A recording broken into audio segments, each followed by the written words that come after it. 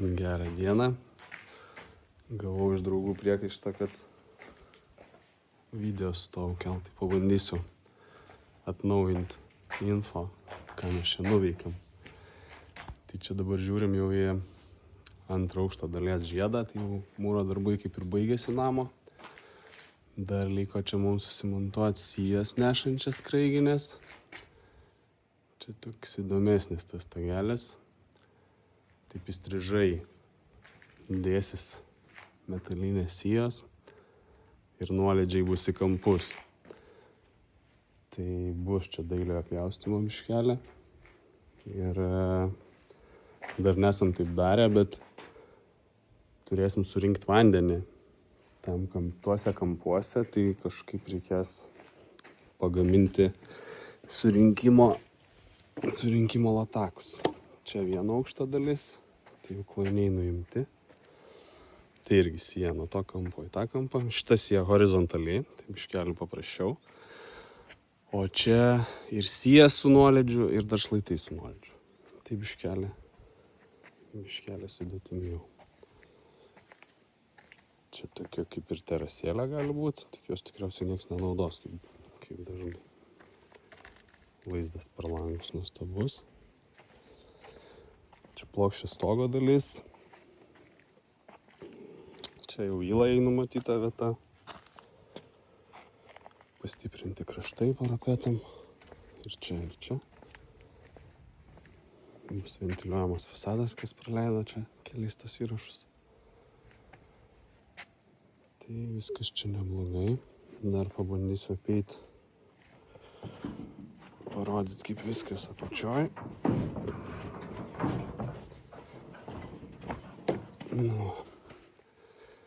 Čia virtuvinė langės, tai čia mes jį pažeminsim. Iš pradžių pagal projektą padarėm, bet dabar jau sutarėm su užsakovu, kad pažeminsim ir virtuvės stalviršis tiesiai kaip palangė bus, palangės lygių.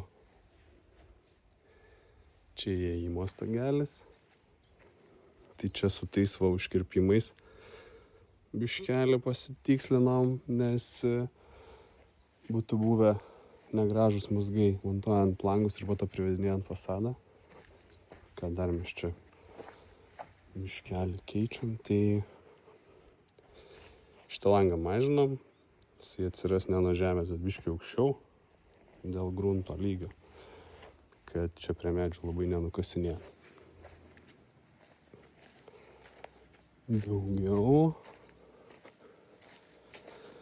Daugiau viskas taip. Langai. Tai čia reikės mums tik lietaus surinkimo, nes gruntais smėlingas labai, tai drenažas nebūtinas čia. Čia man labai patinka. Tas stogelis jungiantis dvi namo dalis, veiks kaip terasų stogas su dideliu vitriniu langu ir iš karto bus stogelis. Ir jau jeigu bus poreikis, bus galima jį čia ar su ažūru, ar su stikliniam stumdomom sistemom uždaryti.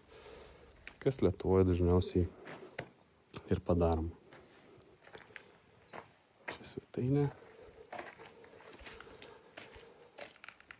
Tai dabar baigiam darbus. Susives geoterminio šildymo trasos į vidų. Ten į katilinę, čia pastoginę ir tada jau bus galima daryti nulinę kanalizaciją ir renginėti juodinę. Nes tik tai vienas momentas paaiškėjo, kad buvo inžinieriai tikriausiai blogai numatę, trūksta gylio 2 gręžiniam, tai dar 3 turim įsirengti. Tai dabar turim užsikelt metalinės sijas ir tada jau jie galės išsikasinėti vėl savo technologinę duobę ir įrengti dar papildomą vieną gręžinį.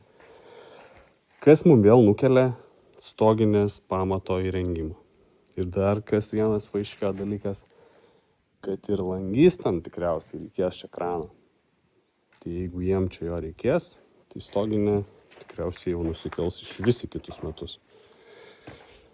Tai nieko, neturėsim sandėliuko, viską name sandėliuosim.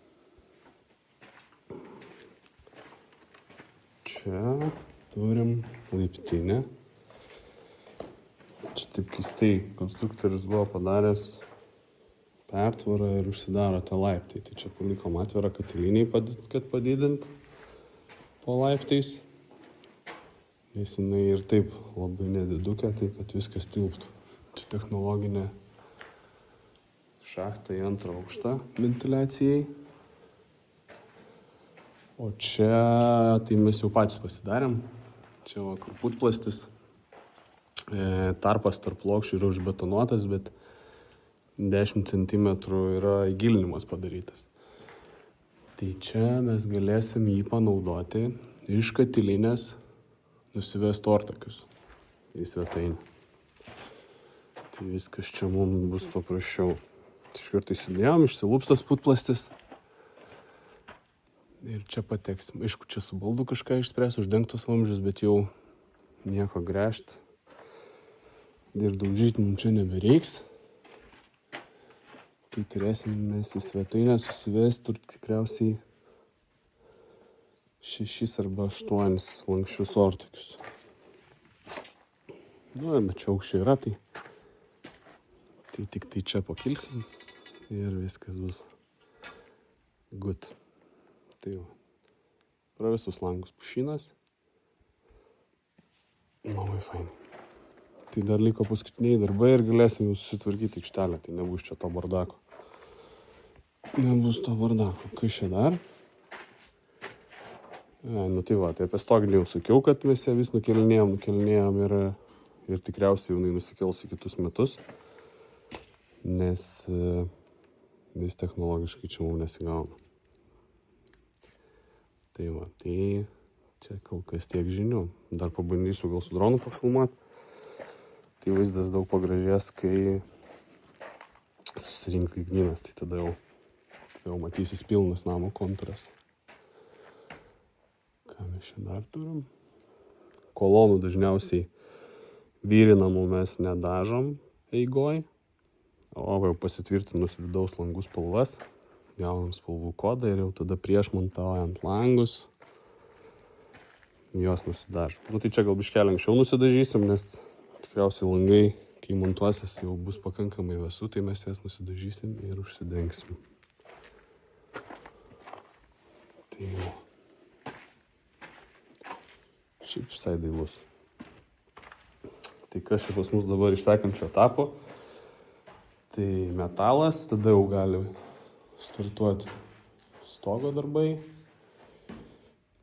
Tada išsigręžia gręžinį, suveda įvadus į namą ir galim daryti juodgrindis. Jau užsidengia stogas, tada pasidarom stogo šiltinimą, galim daryti elektrą ir tinkuoti. Nu, aišku, kad tinkuoti, tai tikriausiai jau po stogo turėsim ir po langų apsišiltint išorę. Bet jau čia matysim, kaip čia mums seksis ir kokios oro prognozės. Tai jeigu bus pakankamai dar šilta, tai galėsim be fasado šiltinimo mes išsitinkuoti vidų. Tai tą kol kas planuojam pasidaryti už 2 mėnesių.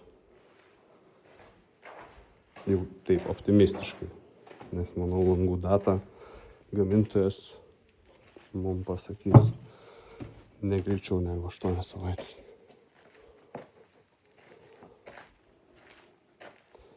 Eisiu iš kitos pusės.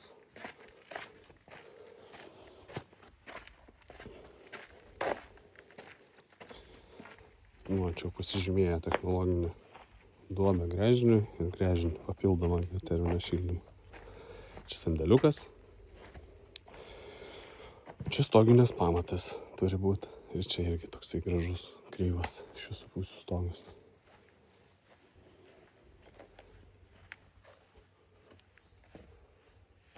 Tai tiek.